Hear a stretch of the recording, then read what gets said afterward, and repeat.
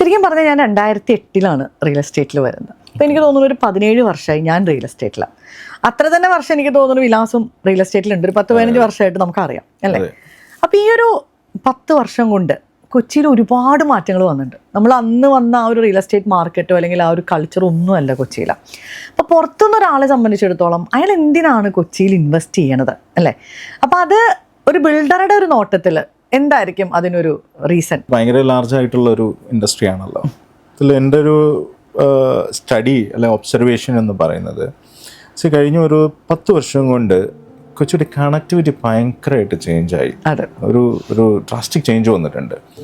കാരണം മെട്രോ വന്നത് ഒരു വിപ്ലവം പോലെയാണ് വന്നത്. അപ്പോൾ നമുക്ക് മെട്രോ യൂസ് ചെയ്യുന്നവർക്കറിയാം അതിൽ എത്രമാത്രം ആളുകൾ അത് യൂസ് ചെയ്യുന്നുണ്ട്, എന്ത് ഡിഫറൻസ് ആണ് ഇത് ക്രിയേറ്റ് ചെയ്തതെന്നുള്ള അറിയാം. നമുക്കറിയാം റോഡ് പോകുന്നു, മെട്രോ പോകുന്നു, അതിൻ്റെ സൈഡിലുള്ള റോഡ്സ്, അതുവഴി മൂലം നമുക്ക് UG കേബിളിംഗ് ആയി, റോഡിൻ്റെ വിട്ട് കൂടി. സോ കണക്ടിവിറ്റി ഭയങ്കരമായിട്ട് ചേഞ്ചായി. And take water metro also. എല്ലാ ദിവസവും പുതിയ ഡെവലപ്മെന്റ്സ് വാട്ടർ മെട്രോയിൽ വന്നുകൊണ്ടിരിക്കുന്നു. പുതിയ സ്റ്റേഷൻസ് വരുന്നു, എക്സിസ്റ്റിംഗ് കനാൽസ് ഡെവലപ്പ് ചെയ്യുന്നു. So lot of changes is happening because of connectivity.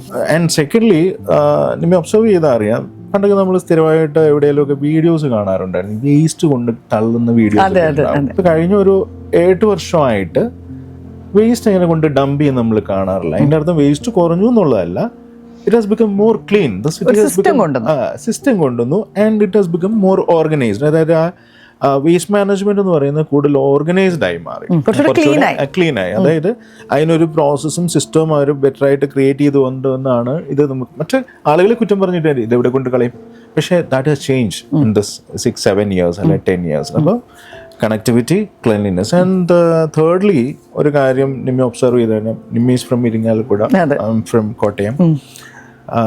ഇവിടുത്തെ ഒരു ഡിഫറൻസ് എന്ന് പറഞ്ഞാൽ കൊച്ചിയുടെ കൾച്ചറാണ്. കൊച്ചിയുടെ കൾച്ചർ എന്ന് പറഞ്ഞു കഴിഞ്ഞാൽ എല്ലാത്തിനെയും അക്സെപ്റ്റ് ചെയ്യുന്ന, എല്ലാവരെയും അക്സെപ്റ്റ് ചെയ്യുന്ന. കൊച്ചിക്ക് ഒരു പ്രത്യേകത എന്ന് പറഞ്ഞാൽ ഒരു റീജിയണൽ ഡിഫറൻസിയേഷൻ ഇല്ല.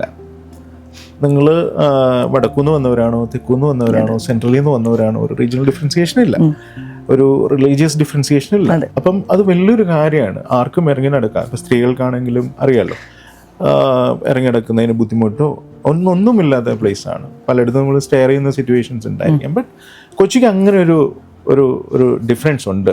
അപ്പോൾ എവിടെ വാങ്ങിച്ചാലും കുഴപ്പമില്ല, നിങ്ങൾ എവിടെ വേണമെങ്കിലും വാങ്ങിച്ചു. യു ഷുഡ്, ഐ മീൻ എൻ്റെ പ്രൊഡക്റ്റോ ഏത് പ്രൊഡക്റ്റോ ആയിക്കോട്ടെ, ഐ എം സെയിങ് ഒരു വില്ലയോ ഒരു അപ്പാർട്ട്മെൻറ്റോ whatever it is, you should buy in Kochi. കാരണം അതിൻ്റെ ഒരു മൈലേജ് അല്ലെങ്കിൽ അതിൻ്റെ എന്താണ് അത് തരാൻ പോകുന്നത് എന്നുള്ളത് അടുത്ത 10 years കൊണ്ട് മനസ്സിലാവും.